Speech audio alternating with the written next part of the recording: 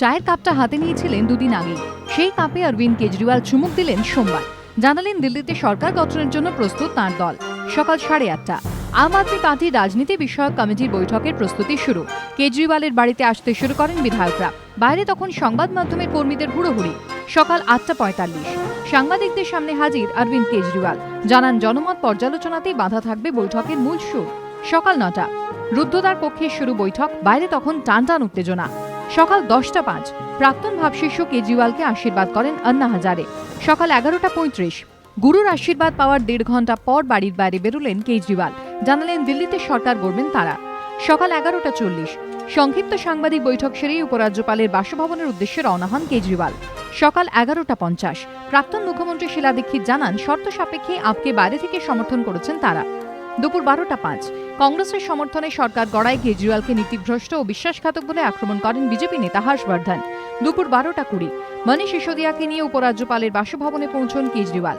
দুপুর 12:50 35 মিনিট পর বাইরে আসেন কেজরিওয়াল। উপরাজ্যপালের বাসভবন থেকে বেরিয়ে দলের জয়ী বিধায়কদের পরিষদীয় কর্মশালায় যোগ দেন রাজধানীর ভাবী মুখ্যমন্ত্রী। সপ্তাহের প্রথম দিন, চরম ব্যস্ততা রাজ্যের প্রশাসনিক সদরে। এমন সময় নবান্নের বাইরে দুর্ঘটনা। প্রত্যক্ষদর্শীরা জানিয়েছেন এদিন দুপুর 1:45 নাগাদ ঘটনাটি ঘটে। তাদের দাবি, বিদ্যাসাগর সেতুর অ্যাপ্রোচ রোড থেকে মধ্যবয়স্ক ওই ব্যক্তি আচমকাই নিচে ঝাঁপ মারেন। ঘটনায় হতচকিত হয়ে পড়েন স্থানীয়রা। খবর পেয়ে ঘটনাস্থলে যায় চ্যাটার্জিহাট তদন্ত কেন্দ্রের পুলিশ। কোনা এক্সপ্রেসওয়ে থেকে ওই ব্যক্তিকে রক্তাক্ত অবস্থায় উদ্ধার করা হয়। গুরুতর আহত অবস্থায় ওই ব্যক্তিকে হাওড়া জেলা হাসপাতালে ভর্তি করা হয়েছে। চিকিৎসকরা জানিয়েছেন অবস্থা আশঙ্কাজনক। বছর 45-এর ওই ব্যক্তির মাথা ও মুখে একাধিক আঘাত লেগেছে। পুলিশ সূত্রে খবর, এখনও হিন্দিভাষী ওই ব্যক্তির পরিচয় জানা যায়নি। তার পকেট থেকে ট্রেনের একটি টিকিট পাওয়া গিয়েছে, যা থেকে জানা গিয়েছে রবিবার গুয়াহাটি বেঙ্গালুরু এক্সপ্রেসে হাওড়া আসেন তিনি। গোটা ঘটনায় পুলিশের ভূমিকা নিয়ে প্রশ্ন উঠেছে।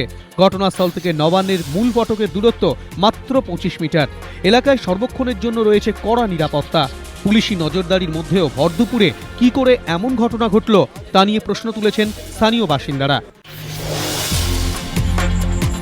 ইসিএল এর কলিয়ারিতে ঢুকে কর্মীকে কুপিয়ে খুন করে পালালো দুষ্কৃতীরা। দুর্গাপুরের লাউদোহায় ইসিএল এর ঝাঁঝরা কলিয়ারি। রবিবার রাতে কলিয়ারির সুইচ রুমে সহকর্মীর সঙ্গে কাজ করছিলেন আনন্দ গোপাল মণ্ডল। সহকর্মীর দাবি, রাত 2টো নাগাদ কলিয়ারির ভিতরে ঢুকে আনন্দ গোপালের ওপর চড়া হয় 3-4 জন দুষ্কৃতী। ধারালো অস্ত্রের কোপে ঘটনাস্থলে মৃত্যু হয় তার। দেহ ময়নাতদন্তের জন্য পাঠিয়ে ঘটনা তদন্ত শুরু করেছে লাউদোহা থানার পুলিশ। শনিবার সন্ধ্যায় দুষ্কৃতী তাণ্ডবের অভিযোগ পোস্তা থানা এলাকার 26 নম্বর বটতলা স্ট্রিটের একটি অফিসে। এখানে 4 তলার এই অফিসে টাকা আদান প্রদান বা হুন্ডির কারবার চলে। রবিবার রাতে সংস্থার মালিক পোস্তা থানায় অভিযোগ জানিয়ে বলেন, শনিবার সন্ধ্যায় তার অফিসে হামলা চালায় 5 থেকে 6 জন সশস্ত্র দুষ্কৃতী। 2 কর্মীকে অস্ত্র দেখিয়ে মারধর করে অফিসে লুটপাট চালায় তারা। 6 লক্ষ টাকা এবং কর্মীদের আংটি, সোনার হার নিয়ে চম্পট দেয় দুষ্কৃতীরা। ঘটনার জেরে আতঙ্কে স্থানীয় ব্যবসায়ীরা। প্রশ্ন উঠেছে, শনিবার সন্ধ্যায় ঘটনা ঘটলেও অভিযোগ জানাতে 24 ঘন্টারও বেশি সময় লাগলো কেন? সংস্থার মালিকের বক্তব্য, তিনি গুজরাতে থাকেন। ফোনে কর্মীদের কাছ থেকে ঘটনার কথা জেনে কলকাতায় এসে অভিযোগ জানান।